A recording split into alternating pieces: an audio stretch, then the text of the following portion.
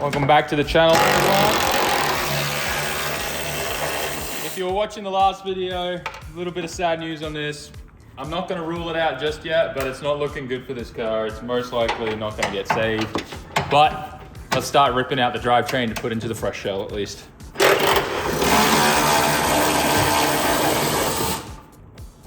Oh!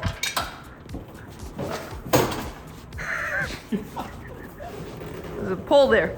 Yeah, the bonnet's destroyed, so I don't mind.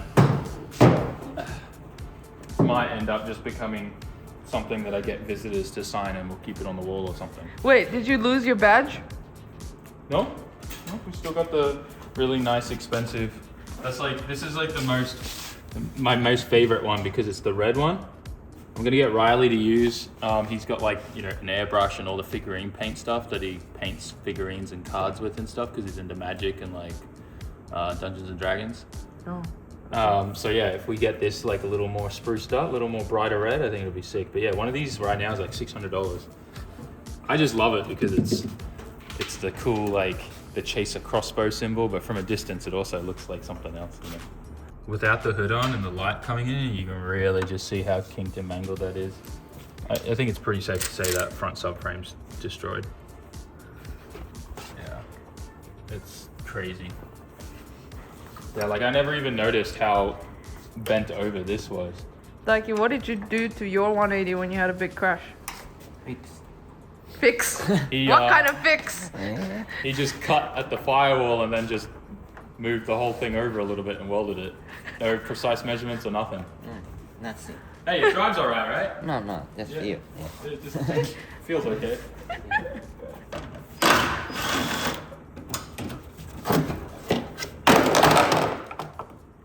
It's so bad. Oh. Wow.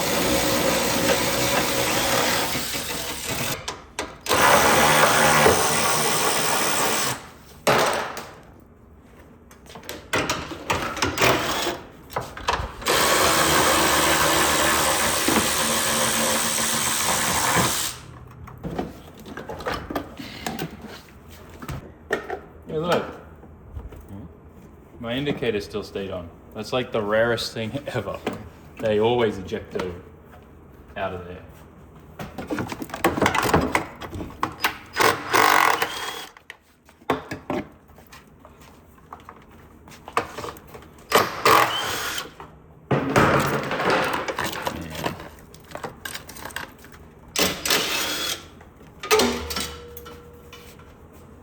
These don't get made by Toyota anymore either.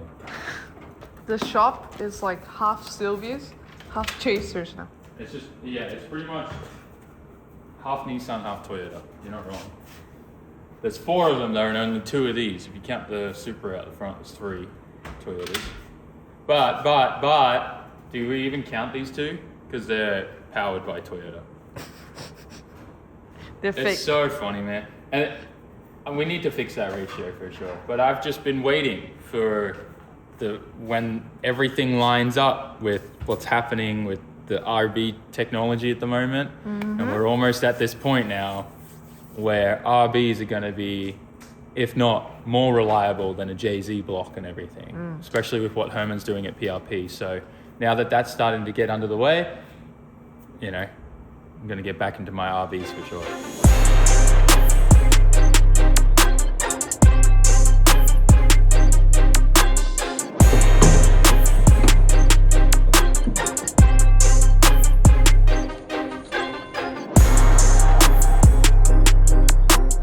I realized that before we go and start pulling this motor out, we really need to do a compression test because, as you guys know, we rebuilt this motor like overnight before I flew to SEMA last year, and then I came back and we beat it on it non-stop. And it was literally just pull it apart, give it a good old dingleberry hone, and slap it in with new rings and pray for the best.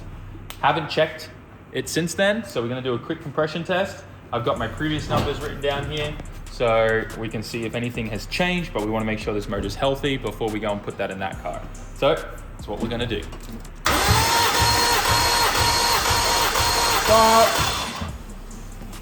Yeah, like 165, not bad. Damn! What the hell? Stop! So funny story. we thought we were recording, but we weren't. We've been using a different app and stuff like that, shooting with the iPhone. And yeah, the record button wasn't pushed. So there's like 6 minutes of footage that has completely vanished and disappeared. But the good news is there is absolutely nothing wrong with the engine in the pink Chaser.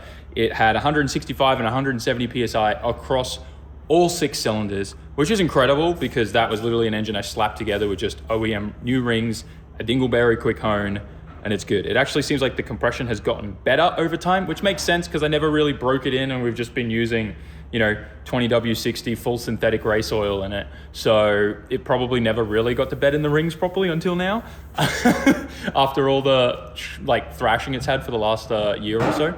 But yeah, long story short, the motor seems to be very, very healthy, which is great. That's awesome news. So it means that we can continue pulling the engine out. The engine is not already out of the Chaser behind us, but oh man, you know what? Let me just show a quick time lapse of us thinking we're filming when we're actually not filming, because it's just funny. And we'll get back to pulling the engine out in this video.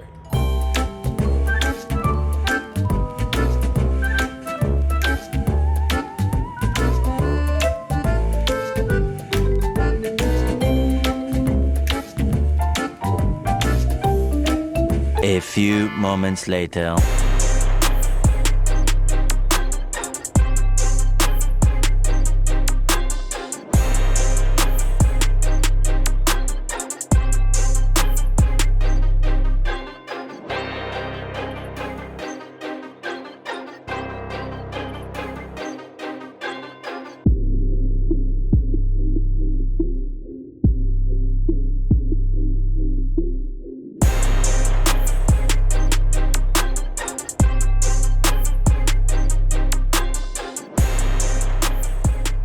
Daiki has gotten the engine out of the Chaser. We're gonna give this thing a little bit of a bath and a clean, although it hasn't been really leaking oil or anything like that. I do see something there, but I don't think, oh, that's coolant. It's not oil. So everything looks pretty clean. It's not too bad. Good opportunity to switch out the alternator with maybe the one off the 1G for now or something, because this is looking a little sad. And I think I noticed there was like a little cockroach or bug or something inside the alternator, which is kind of funny. Otherwise though, everything's looking good. Manifold's a little rusty and stuff. Cast iron or steel does that. Clutch looks okay. Everything looks great. Honestly, very happy how this thing is. But the main thing that I want to show you, because you guys know everything about that motor, is it's so obvious that this thing is twisted, bent, and everything. I know we had a good look at it up on the lift before, but seeing it without the engine in here, it makes it very obvious. You can actually also see that this side is pushed up as well compared to this side. This side is way higher. So it's like up and this way. It's maybe hard to see on camera, but it is very obvious. And then obviously this side is kind of down and that way. It's crazy. Good look there. You can really see that this one's so far out that way. And then this one like that. And then look at all the crinks, the crinks. Look at all the kinks here. This is kinked in, kinked out, kinked in, kinked out. It's going like this there. Look at that, like right there. That's crazy there. And then on this side, you can actually see in here, it's moved and shifted, or the seam sealer and paint's coming off there, in there. And you can also kind of see the kink and the wave in there, as well as in there. Now, I don't think the strut tower here, like the bar that went from here to here, that's not what moved this or anything. It's definitely just this here, the bottom here and the top. Like, see how much that kinked there? And it pushed it that way. The car hit here so hard and just pushed it perfectly all that way. But yeah, like, I mean, can't fit my finger under this side, but can fit my finger under the subframe and the whole chassis rail there. It's crazy. There's a good chance that this subframe's bent and tweaked too, so I'm gonna pull it off and check it with like a big straight edge that I have and level and whatnot and just see, but most likely that's trash now. But yeah, it's just crazy when you look at that compared to this, how nice and straight these are. Look at that. And obviously nice and flush it is here. So it should be good. We are going to be reinforcing this. Chasers always need some kind of reinforcement here. When you start drifting them, you need to stitch weld this, and then you need to put a plate here, and then we usually put a little bit of angle iron across here and stitch weld that into the chassis too, because this is a really big weak point on these. I've actually seen these like bend and flex on just cars that are drifting without even having an accident. Also, you want to stitch weld these in a little bit more too, because yeah, I see people also put a plate here and kind of do another version of this that ties into all of this, because this is a really big weak point on these chasers. And it's because all the holes are here and stuff. But yeah, once you start putting some stress on there and racing these chassis, you have to reinforce these. So we'll be stitch welding all that stuff up, just like kind of what we did on this. This was all, you can't see it because it's under seam sealer, but this was all stitch welded here, and then the angle iron was put here, and that was all stitch welded in there. And then you can see it's a bunch more bars and stuff in here that was all stitch welded in, making it stronger. It's crazy actually just how much this was all reinforced in here compared to stock, and still how much it, you know, flexed and moved and stuff like that. Although, you know, this actually kind of stayed together. There was a piece in here and a piece in here. If I remember correctly, Marco went crazy on it when we pulled it out the first time. This side has the same stuff, as you can see. All of that in there. And this here and that there too. But yeah, we'll do the same thing on that. Stitch weld it all up. Should be mint. But yeah, we don't have a ton of time because drift material is coming quick. And if I want to get this thing tuned and everything properly at the dyno with Tanaka-san in Gifu, and we need to start hustling. But I also want to make sure that we do all the changes that I want to get done. But yeah, that's where we're going to leave this for today. The next day. It's a new day, and we're starting to get some cage pieces and seats and everything all pulled out of this thing. Time to strip this thing bare. We've got lots to take out of this thing and transplant into the new shell, and we still got to take all the interior out of that one just so we can strip it. And I've been thinking about potentially even getting some dry ice too, get all the sound deadening up, but we'll see. I am excited though that in the new car we're not going to have these 3 holes in the dash. I hate that everyone does this on their chaser. I think it looks stupid. And this as well, like the holes aren't even straight. This one's lower, that one's higher, that one's lower. I hated this forever. I mean, there's clips of me using my feet to smash these back in the holes because they weren't even the right cut hole. But yeah, anyways, long story short, I'm excited that I'm going to be moving the defies to an actual pod somewhere up on the dash, somewhere a little better. Or I might just not even use them and just put some more sensors on the car and move away from the defies entirely, purely because I mean, I already have a digital dash, so, and a link. Maybe if I just spend like a couple hours making a sub harness and adding some extra sensors, we won't need any of those. It's probably a better idea, to be honest. Got my spare 4.1 in there, a bunch of spare parts. Everything's coming out. Oh, the fire extinguisher, that's actually super important. We got to make sure we carry that over for sure. So much to make sure we carry over to the new car. Oh, including the Ganadors and Charlotte too.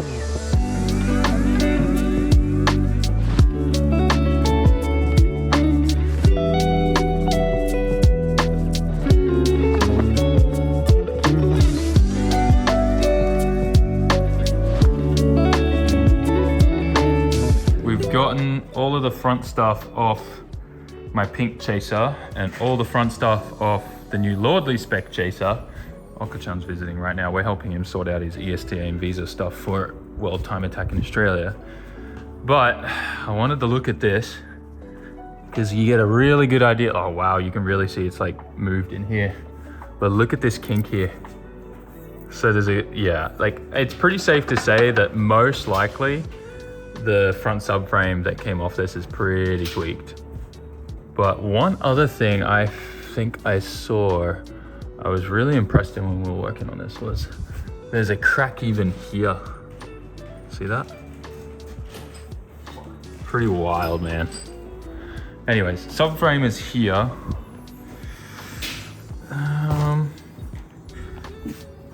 This is shifted and bent here.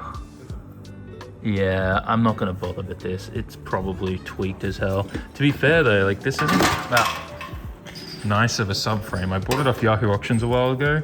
It's a Heyman like forward rack one. Oh yeah, it's got a fair bit in there. They shouldn't do that. It's got a fair bit of rocking in it. Yeah, she's tweaked.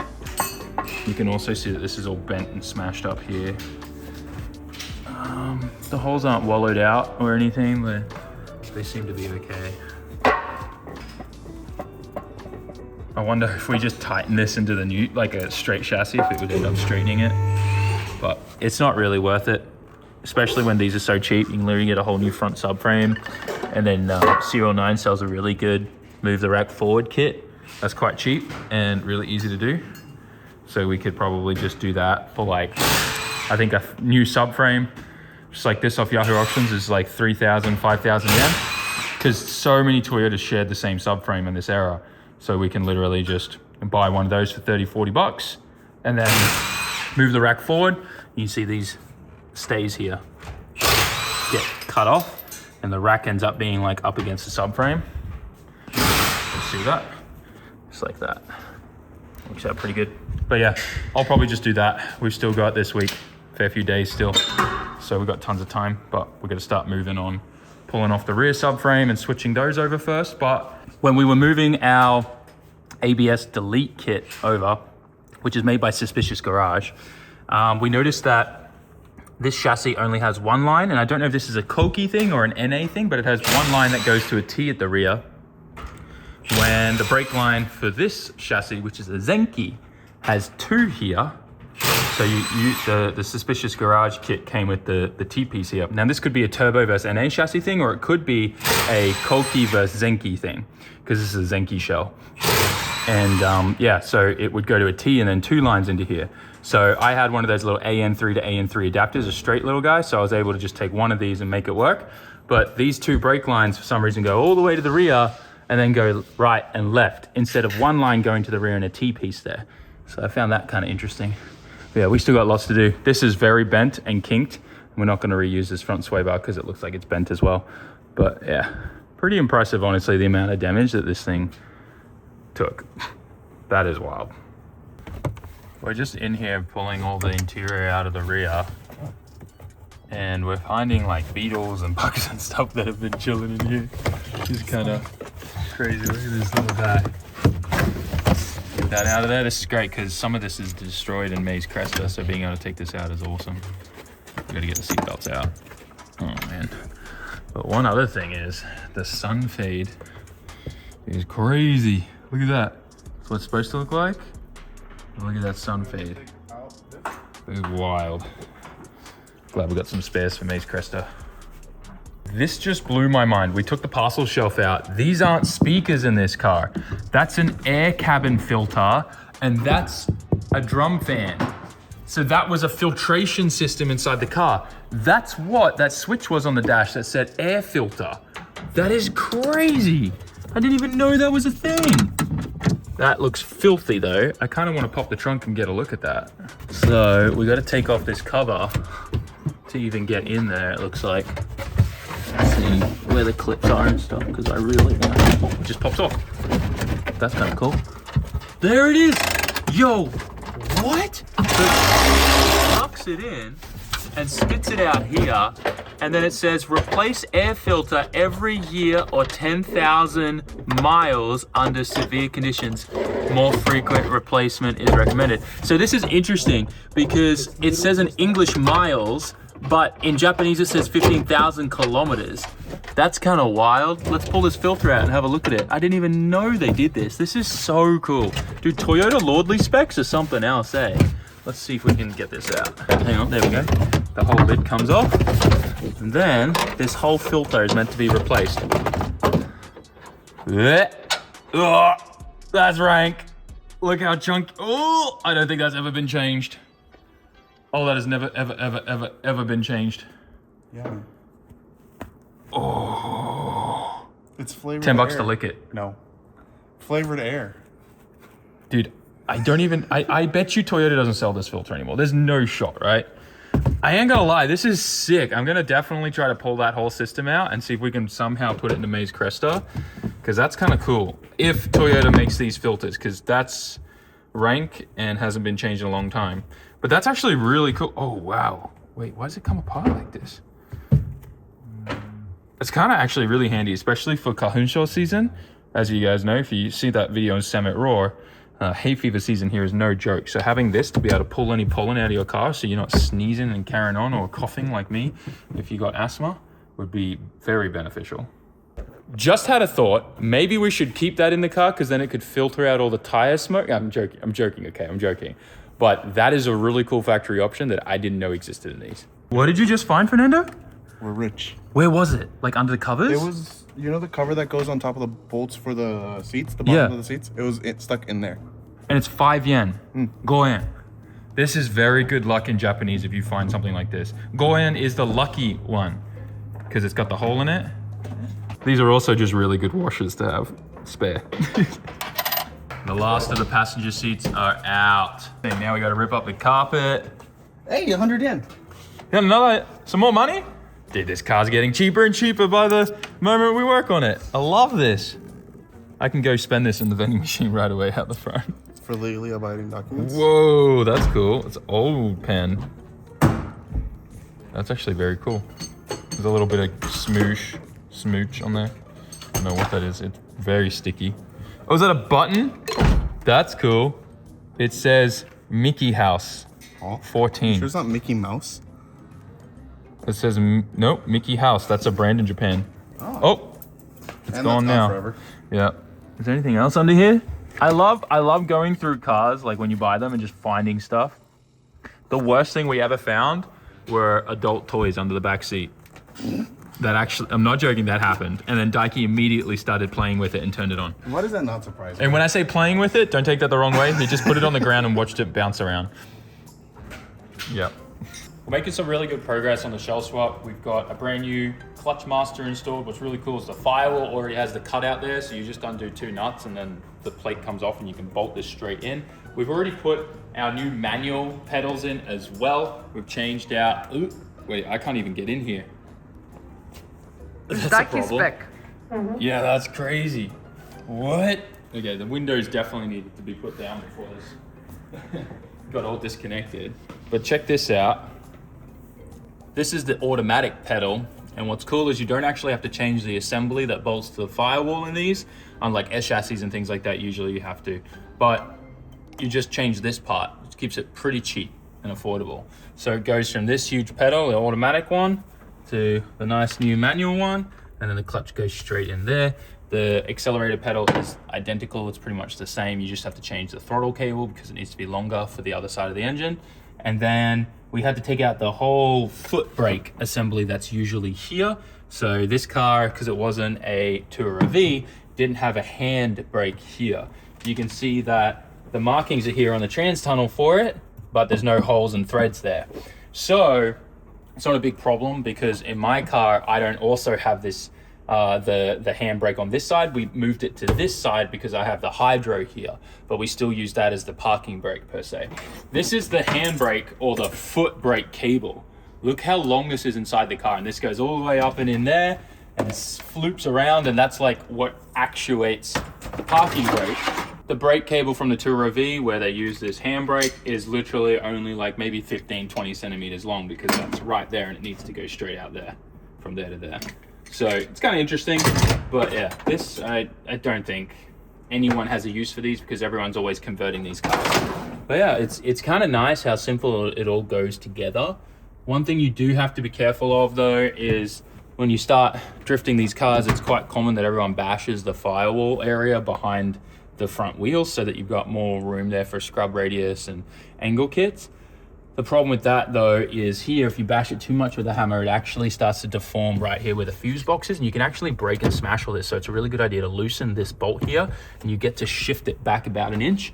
So that way you can smash that a bunch. Now I'm hopeful because of the angle kit that we're gonna be changing to and using on the car, it's gonna actually move everything forward a little bit, which should mean that we don't have to smash and massage that inner wheel well there, the firewall, whatever you want to call it, that much compared to what I had to do on the other car. So it'll be kind of nice. But yeah, things are going together pretty smooth. The only problem I'm faced with right now is there is a lot of sound deadening in these cars. Like a lot. And I'm thinking about getting another case of dry ice and removing it all, because when I weld the trans tunnel piece here for the manual transmission, I need to remove all this, and that's going to be a pain if I don't have dry ice.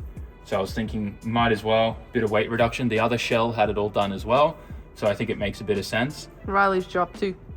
Nice.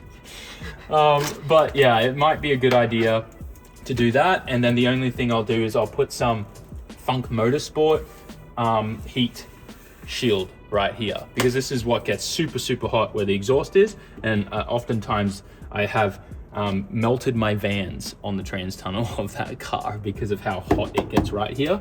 And I have already put some heat shielding on the bottom, some Funk stuff, but I think it'll be good to just, yeah, coat it on the inside too, and that'll save it. And then I need to probably find a footrest, because that's usually not there in these cars when you've got the parking brake thing there. It's a little different. Also, I think I'm keeping aircon, so we're gonna keep the crutch vent here.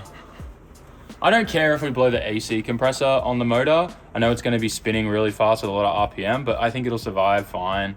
If it does blow up, I'll put an electric one in. But for now, I just want AC. You keeping the dash? Yeah, we're gonna keep this. I don't care that it's not the Tourer V trim here, although I'm pretty sure I could just take it out of my other car. That might still be there, but yeah, the wood grain stuff doesn't bother me. I don't mind that the dash is a slightly different color. I also think it's super cool that the whole car has got this kind of brown window tint on it. It's kind of cool. It's a little bougie. It's interesting. It's like colored tint. Yeah, because it's the lordly spec. It's a lordly spec thing, which I thought was interesting. But yeah, we have a lot of work to do. I was initially gonna CAD up with Riley gauge cluster here for the 3 Defi gauges, because I hate when people put the 3 in here. Like, that drives me insane. It looks so ugly. And the one in my car is all misbalanced and aligned. And when you go straight onto north, they fall out, and I have to kick them back in, with my foot. Look, it is what it is. But like, I was gonna do that, but then that's gonna obviously obscure my view a little bit, and I don't want any weird reflections here. So I'm just gonna take the cover off the airbag and stick that in there and glue it in there. And then I'm just gonna add 2 sensors, because I already have a link, I already have a digital dash, and I can put that same data on there. So I think that's what makes the most sense right now. So we'll do that. But otherwise, like, the sound deadening in here is crazy. Like, the roof, this stuff comes off easy, but it's just like, there's a lot more to do than I initially first thought. That's what lordly spec gives you. Yeah, definitely. The filter thing is cool though. Like, I was gonna try and put it in your Cresta, but I have to then change body looms, or I have to wire up my own loom and somehow add a switch here and custom wire it in. I just don't think When you told me about that yesterday, I thought it was like a fart air thing. Because you know, people when they sit on the back, they want to fart, but they don't want to let the person know. I don't think people sit in the back on purpose because they want to fart. Yes, I know, but you know what happens when they're Are we really having a conversation about farting? Yes, it's very important. Human mechanisms.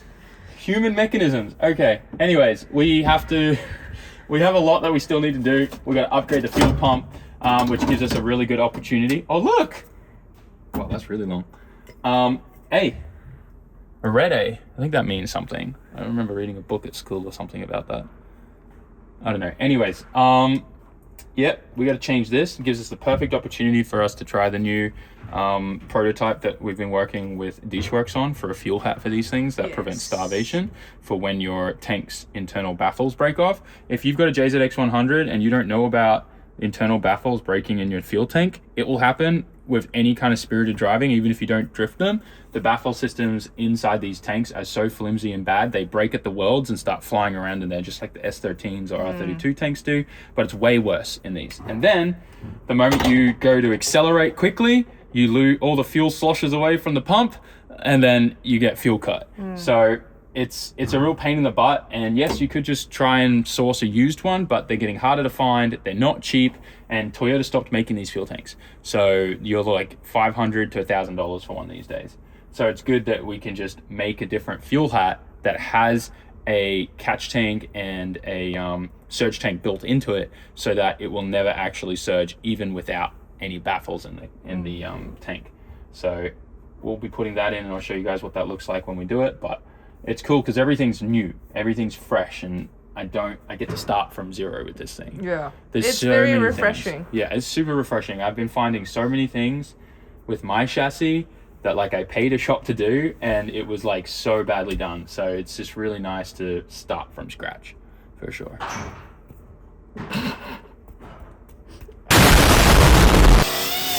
Daiki is working on the spot weld for that manual piece of the trans tunnel. And because this used to be an auto, so it was swapped. It was a turbo auto, but Toyota stopped making that piece entirely, which really sucks because our only option right now are these like plastic ones, or you can get fiberglass ones, or sometimes some companies sell carbon fiber ones. This is about, I don't know, $70. And I wish someone would just stamp these out of steel, like sheet metal, because it would just solve so many problems. This may be fine for, say, you know, a street car, but if you actually want to use the car for any kind of, you know, drifting, you generally end up making a plate like this for your hydro. And if that's bolted to these 4 bolts here, you can imagine that this isn't gonna last long. So it might be fine for a street car where you're just putting interior on it. And these are literally in the instructions, it says install with silicone and self tappers in these here. You just put 2 self tappers on each side and then silicone goop it up. But yeah, if it was a street car, I'd probably be all right with that. But since we got the hydro going back on there, I'd rather get the metal one that we bought a few years ago before Toyota stopped making them and put in this one. Just want to quickly say a huge thank you to you guys who have been using our parts ordering service from here in Japan, whether it's the proxy stuff, buying things from Yahoo Auctions and stuff, or just getting parts from manufacturers like Tomei, HKS, or anything else like HPI related, even Nissan parts. Like, look at all these RB25 transmissions. This is just 3 of 14 that we've sold this month. And what's really, really sad is Nissan out of nowhere, or Nissan, just told us they're no longer making them anymore and then refusing any more orders. So the RB25 R34 GTT transmission is no more. You can't get the 33 one, you can't get the 32 one. Like, they're not making them anymore. They're done. No more RB25 transmissions from Nissan, which is crazy to me because I know they sell hundreds of these every single month on queue. So I feel like they have to be making money from it, or something has happened internally and they can't make them anymore. So no more RB25 transmissions ever. So I guess the straight cut gear, gear sets for them are going to start becoming more popular, but start hoarding these. Even if they're blown up or broken, keep those casings because they're going to be worth a lot of money, and they're probably already starting to skyrocket because everyone's starting to hear now that Nissan has stopped manufacturing them, which is crazy to me. But what I wanted to show you guys is this. There's a really good example to explain to you guys why we have to charge an extra packing fee when you guys order parts from Japan. Japanese shipping locally within Japan is incredible. I've never received a part that has been damaged in shipping here. I have never seen a courier throw a bag, a satchel, or a box, or be rough with it. Every time they rock up, or every time you see them on the CCTV footage, they really look after the box and stuff. They really take into account a fragile sticker on a box. They don't flip it upside down if it says this way up. It's incredible here. Now, what that means though, is that companies in Japan know that, and they don't package their items for international shipping whatsoever. So this is a very well-known company in Japan, and this is how they ship struts. So there's nothing stopping this from sliding around in here, this eventually working its way and poking through the box and getting damaged and damaging all these threads and stuff. And you can see it's already started, wearing through the bottom layer of the box, right?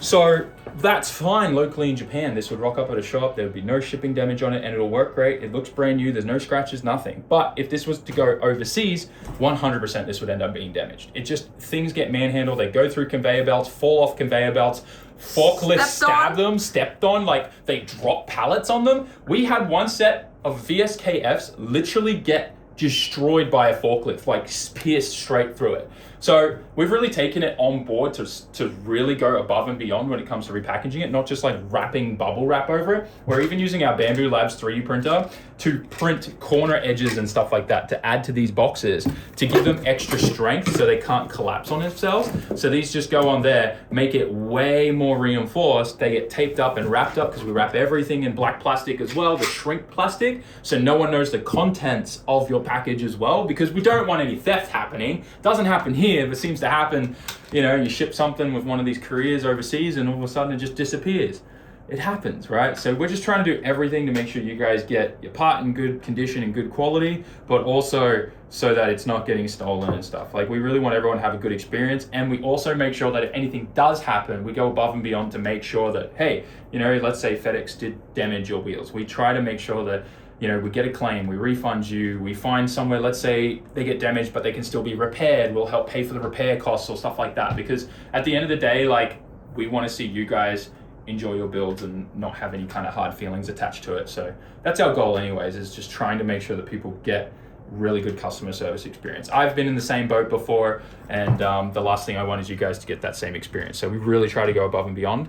But yeah, this turned into a whole tangent and a rant, but thank you for your support. It really helps a lot. And if you do need anything, just go to the website, check out the parts order forms and stuff like that. Make sure you put your email in there correctly, because we get a lot of people filling it out, wanting to buy something, but then they'll misspell their email or something, and then we'll get an angry email from them later saying we never responded to them, but their email was wrong. So just be careful of that. We've added another thing. It is not our fault! Yes, we've added like another thing now where they have to double enter their emails and it confirms the two on the form, but you know, it still somehow happens. But anyways, guys, thank you so much for your support. We got to get back into the shop, but I just thought it was cool because we're trying to use everything that we can, and even 3D printing these makes a big difference in making sure the corners of the boxes don't get smushed in and the packaging and the item inside doesn't get damaged. So yeah, big brain, kind of. Slowly but surely, we are making progress on the shell swap. I'm not gonna lie, I was hoping that we'd be able to do it a little faster, but as I started looking over everything, I wanna do a much nicer job, and I wanna build it to my standard. And there's obviously a lot of things that I'm gonna have to redo from the old shell onto the new shell, and I wanna do it my way. I want it to be nice, I want it to be properly done. And I want the car to feel really, really good when we drive it too. You know, I want it to be light, I want it to be agile, I want it to be better than that ever was. And there's a good chance it will, because we're starting with such a straight chassis. This thing, when I bought it, I didn't actually know it at the time when I bought it, but it had already been in a really big accident and the frame was already pretty mangled up and like not straight. So that car's always kind of been tweaked since I've had it. So it's gonna feel really, really good, I think, going to a really nice straight chassis. We gotta reinforce it in certain places. I gotta do a bunch of stuff, obviously, to it to make it feel really, really good. But I think it's gonna be worth it, taking our time a little bit, but we obviously do want to try and get it done as quickly as possible, because I'd like to have this car back together and rolling and driving under its own power by the end of this week. And I think we can do it. It's gonna be a bit of work, but I think we can do it. Anyways, guys, hope you enjoyed this video. Bunch of progression, bunch of talking, but we're slowly chooching on the thing. Like, comment, share, subscribe, and I'll see you all in the next one. If you're a G, if you've been watching all the way to the end, your safe word is strawberry. Oh, wait, hang on. You got that, Linus? It's strawberry. See you in the next one, guys. Peace.